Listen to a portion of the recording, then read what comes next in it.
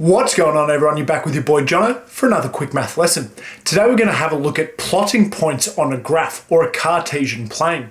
And this is the introduction to our new topic called linear relationships. The goal of linear relationships is that we want to describe the position of a point. So we've got a dot somewhere on a graph.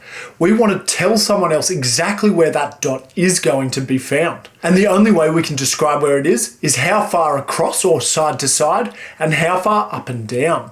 So we can't use any diagonal lines just to fly straight there. We've got to go across first and then up or down. The way that I like to think about it is that there's treasure at this dot and you've got to tell someone exactly how to get there. But instead of being able to go the quickest direction, we can only move horizontally first and then vertically or up and down. So all we're trying to do is give directions. And that's how I want you to think about this as we get started. How would you describe where this point is to someone if they had to start at 0 and they had to walk there only walking across and then up? So all of these start at this point here at 0, 0, which is called the origin. The origin is like the start. So this is where we always orientate ourselves, at this origin point. And now we're going to try to find our way to get to this circle.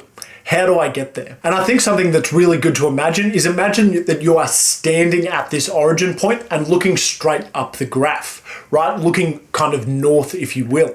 So I want you to imagine that you are there and you're trying to get to that circle point. The very first thing we've got to do is walk 6 steps to the right and then up 4 steps. So if we highlight this line across and then up, I've gone 6 to the right and 4 up. And that is exactly where this point is. It is really important to give a direction. Otherwise you could be giving the complete wrong instructions. So 6 to the right and then 4 up. That's exactly where we need to be. Now we're going to try to get to the square. We've got to go 6 again. But this time it's to the left. After we've gone that 6 to the left, we've got to go up 2 steps, and this is exactly where the square is. Something just to notice with this one is that the left and right is really important. 6 is not enough information. We have to really give a direction of whereabouts this is. To get to the triangle, we go left 2 and then down 4. Bang, that's our spot. And then finally, to get all the way to the star, we've got to go to the right 8 spots and then down 6 spots. So if you can do that, that is the major skill that we need in order to plot our points. Giving someone the direction based on where they are from the origin, left or right, up or down, always going across first. So unfortunately, we have to use some mathsy words just to make sure that we can communicate with everyone. It's not just as easy as left, right, up or down. So this blue line that I've just highlighted here is the x-axis, and this tells us where we are in space on this horizontal plane. The way that I remember this is that the x is a cross. X looks like a cross, x is a cross. The other one that we need to know is this red line here that I've highlighted, and this is the y-axis. So this is the one that tells us up and down. The way that I remember this is y to the sky, but really use whatever you need in order for you to remember that x is a cross and y is up and down. And then the other thing that we need to know is that when we go up or when we go to the right, these are both positive numbers. I like to think of like up's positive, and if you got something right, that's positive as well. So both of these are in the positive direction. Then if we're going to the left or if we're going down, they're both negative. A downer is quite sad, that's a negative thing. And if you got left behind, that's also negative. So left and down are negative, up and to the right are both positive. So instead of saying, 3 boxes to the left, 4 meters right all the time, we want to be as lazy as possible. And this is where our maths language starts to really kick in. So we don't want to write all these descriptive words. Instead, we want to just say positive or negative in 2 directions. So how we need to write it is bracket x, comma, y, bracket. The x value is where we are on our side to side. This is our x-axis. So wherever we are across the graph, that's what we put first. Then our y is how far up or down are we? Remember, with up being positive and down being negative. If you're on top of that and you can say it in your mind before you get started, you're going to find this incredibly easy. We're trying to be as lazy as possible and do the least amount of work. So an example of a question you might get is, hey, plot the point 2, 4. So the 2 there at the start is saying how far across, and the 4 is saying how far up and down. Because it's a +2 or just 2, we know that we are going to the right. So all we do is move 2 spots to the right, and then 4 means up 4, so we move up 4 points, and that's exactly where we are at that point there. Usually we probably do a little bit of a smaller dot, but I'm doing a big one for you just to be able to see it on the screen. But that's the entire skill. How far across, how far up, done. The next one we need to plot is -6, 2. So -6, remember, is first, so this is our cross, and because it's negative, we're going to the left. We got left behind. How sad. So this means we go 6 spots to the left, and then the 2 is still positive, so we go up 2, and that's where our position is there. Happy days. The thing that students do struggle with this one is they see the -6 and think they've got to go down 6 straight away.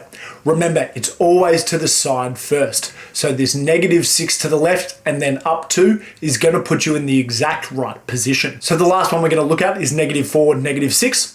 So because it's -4 first, we're going backwards or left 4 positions, and then we're going down 6. So to the left, down 6. That's our spot for -4, -6. And we're done. So you might get questions the exact opposite way. There might be a graph with points on it and you've got to say what the coordinates are. So this triangle here first is across 2 and up 4. So all we have to say is, hey, it's gone 2 in the positive direction. So 2, 4, that's the answer. Then if we look at the square, that's gone further across. So we know it's going to be a bigger number than 2. It's actually gone across 4 and then up 2. So these two answers, 2, 4 and 4, 2, look super similar. We just have to make sure that we know that the first number tells us how far across and the second number tells us how far up or down. Now, if I'm looking for that circle up the top, I've got to go to the left 6 spots, so that's -6, and then it's up 6 positions, so that's 6. So this position is -6, 6, and that's my coordinate for that circle. Now down to my blue sides, these are all going to be negative on the second number because these are all down. But if I go to that blue triangle, I've got to go back 6 and down 2.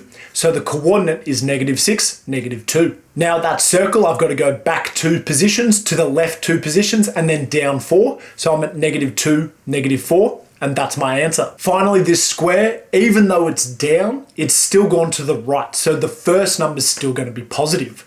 So this one, I go to the right 4 spots. So my X number is just 4, comma, down 2. So 4, -2. And that's exactly where I am. Just as something that could help you remember, in that top right-hand quadrant there where we go up and to the right, both of the numbers here always are going to be positive, plus, plus. Then if I go over to the left, still up, but to the left, the first number is always going to be negative and the second number is positive because I have gone up. Then if I've moved down into that lower quadrant, bottom left, that is down and to the left. So the X and Y values here are always going to be both negative. Finally, if I go still underneath, but to the right, I'm going to have plus and then negative because I've gone to the right, positive, and then down negative. So this is just something that could help you kind of check your answer as you're going, just to make sure you don't make a silly mistake in a test. Thanks so much for watching this lesson, guys, and I'll see you later.